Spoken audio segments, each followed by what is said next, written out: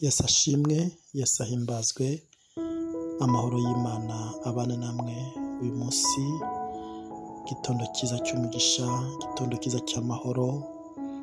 Mbifurije kugubwa neza muri Kristo Yesu. Reka nkubwire, uyu munsi ushobora kubona bitagenze neza, uyu munsi ushobora kubona bitari gukunda ariko ejo bizakunda. Uyu munsi ushobora kubona bitari kugenda neza ariko ejo bizagenda neza.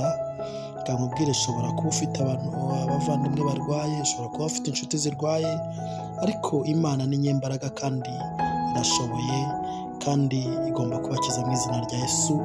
Ugahagarara ugashima Imana.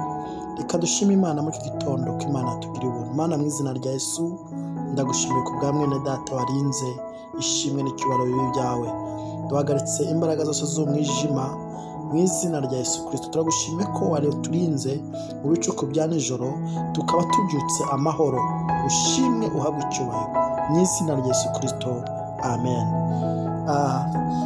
Tumaze igihe kinini twumva ijambo ry'Imana, ariko reka nkubwire mwene data, nukurikiza ibyo ijambo ry'Imana rikubwira uzagera kure, uzaguka muri wowe, kandi nukuri Imana izabana nawe, izakugirira neza, amen.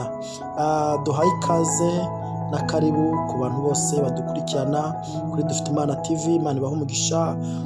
Abari muri Australia, Imana ibahe umugisha.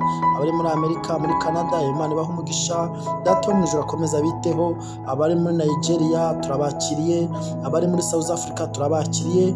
Mukomeze mugubwe neza, mukomeze mwumve ijambo ry'Imana ribabohore kandi ribakize, rikureho ingoyi ku buzima bwanyu mu izina rya Yesu Kristo. Reka twumve ijambo ry'Imana dusanga muri Zaburi ibice 12 umurongo wa 6. Turavuga ngo, kubwo kunyagwa k'umunyamubabaro, kubwo gusuhuza umutima k'umukene, nonaha ndahaguruka, ni ko Uwiteka avuga, ndashyirira mu mahoro uwo bacurira ingoni, amen. Mwakira ijambo ry'Imana. Ijambo ry'Imana ratubwiye ngo, kubwo kunyagwa k'umunyamubabaro, kubwo gusuhuza umutima k'umukene, nonaha ndahaguruka, ni ko Uwiteka avuga.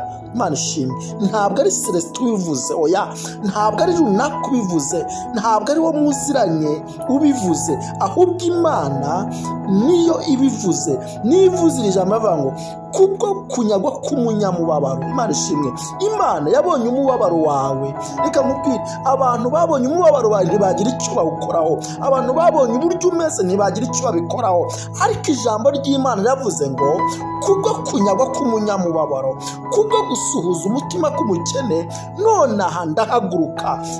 Imana ihaguruke ku buzima bwawe, Imana ihaguruke mu bana bawe, Imana ihaguruke mu kazi kawe. Akazi kawe karapfapfanye, ibyo wakoraga byose bigenda byanga, ariko waranyazwe, aho waranyazwe, ariko Imana yo mu ijuru, haleluya, reka nkubwire, Imana Data, Imana twiringiye, irabigusubije ibyo wanyazwe, haleluya, irabikugarura ibyo wanyazwe. Ngo nonaha ndahaguruka.